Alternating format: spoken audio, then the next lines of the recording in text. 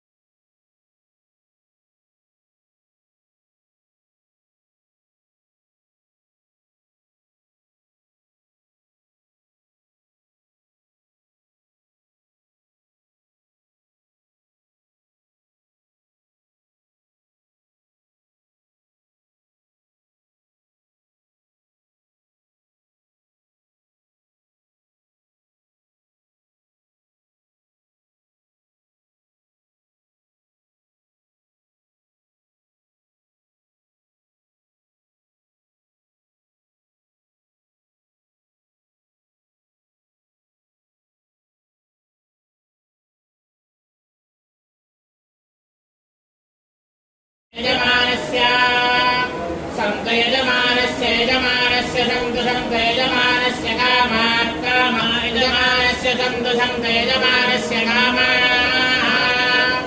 యజమానస్య కామాః యజమానస్య కామాః